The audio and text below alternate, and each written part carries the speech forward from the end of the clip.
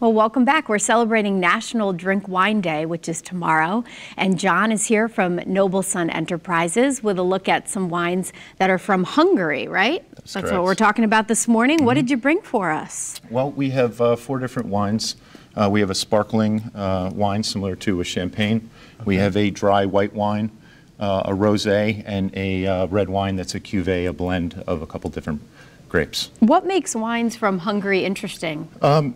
First of all, it's the history. Hungarian wine has been around for over 500 years. Wow. And they've had a few issues in the past with some world wars and communist occupation, so that kind of hurt the industry. But in the last 20 years, there's been an amazing renaissance in winemaking, and the wines are just incredible. They're really world class. And you can get every different type of wine from there as well? Yes. So they have world varietals. So Chardonnay, Cabernet Sauvignon, Cabernet Franc, and they also have indigenous grapes as well. Do you see Hungarian wine at the local store, or do you really have to look for it? Well, that's part of what Noble Sun does. So tell us about your business. So wine and storytelling are passions of mine, and I often refer to Hungarian wine as like your oldest best friend that you just met. And you know, the regions, Hungary and Romania, are some of the finest in the world.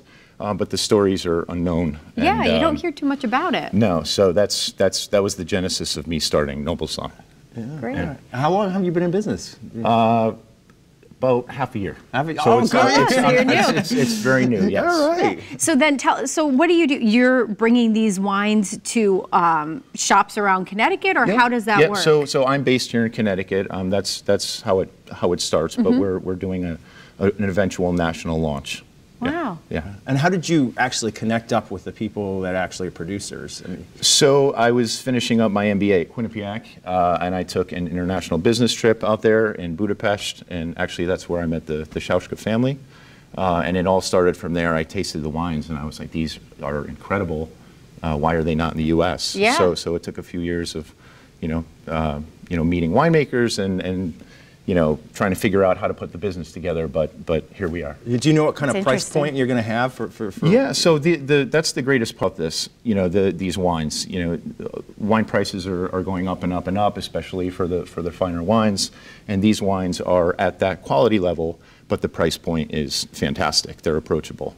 So these wines range anywhere from $17 to about $48. Wow. What are like kind of the flavor profiles? What are you tasting when you're? Do you have one that is a favorite that you have here? So I have. I love them all in different ways. You can't pick a favorite child, right? I do love champagne. If I could choose one wine to drink forever, it would be champagne. The Szaustka champagne is very similar to what American wine drinkers are used to.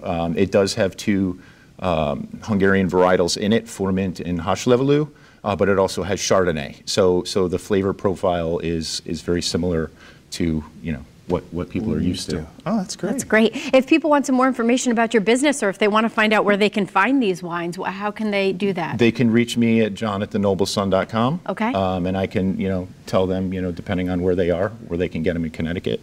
And then eventually within the next couple months. Great. Yeah. And the website was just there on the bottom of your screen as well if you have a pen and paper handy. Thanks so much for being with us. We appreciate it. Thank you very much. And we'll be back with more news and weather after this, so stay with us.